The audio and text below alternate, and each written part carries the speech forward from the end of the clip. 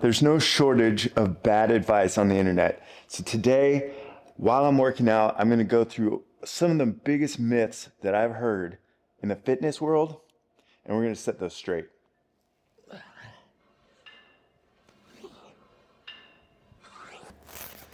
All right, so I've been in the fitness industry for a while, and especially like on social media, Instagram, I don't have TikTok, but the amount of bullshit that is constantly spewed into the abyss is crazy. And honestly, most of it is so confusing and so convoluted that it's confusing the shit out of most people, including like people close to me in my circles.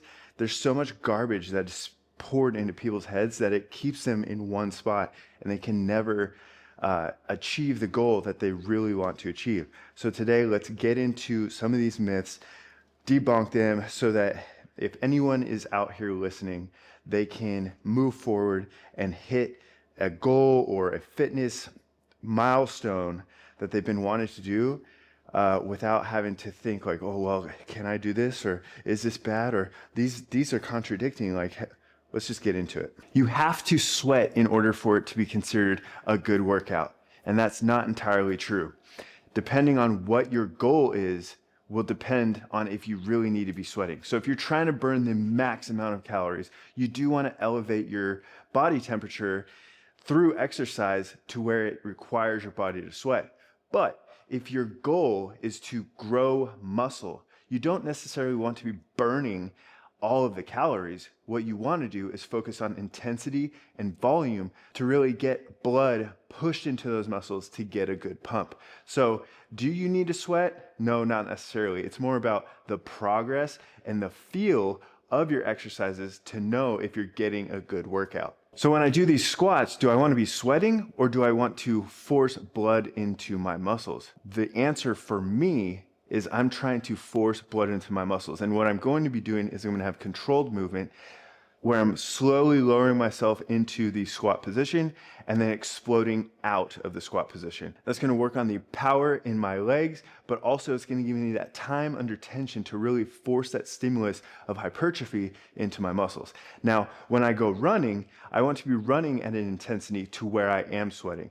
I don't want my runs to be like a little walk where it's just like, I'm moving my feet, doesn't really matter. The point of a running workout is to really force that stimulus of aerobic training, and that is going to require an elevated body temperature to where your body does have to cool itself down through sweat.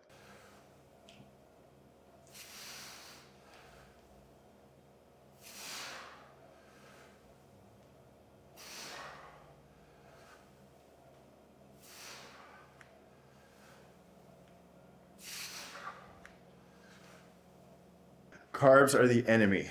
This is not true. Carbs are what fuel your performance. Now, can keto or carnivore be good tools for weight loss? Yes, absolutely. But if you're trying to get the best performance out of your workouts, you do need carbs. Carbs are your primary fuel for quick energy. If you cut them out completely, your performance is going to suck. You're going to feel sluggish, you're going to feel flat, and because of that, you may not even have the motivation to work out hard, which in the long run will hurt your overall gains, whether it be growing muscle or burning fat. If you don't have the motivation to get in and work hard, then how are you even going to do the work at all?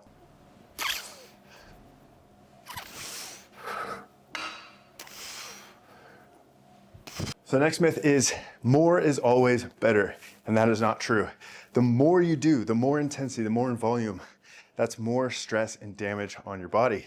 So if you are at a low intensity and low volume, yeah, you could work out 7 days a week. But if you're pushing it to the max most days of the week and you're not giving yourself that time to recover, you're gonna end up hurting yourself. So you want quality over quantity. Make sure that your workouts that you are doing are the best that they can be. Because if you just have more shit, you just have shit. But if you have a little bit of gold, you have greatness. The fitness world is full of noise, and if you just stick to the basics, the fundamentals, and you question what you're being told on the internet, you will go much further than any gimmick will ever take you.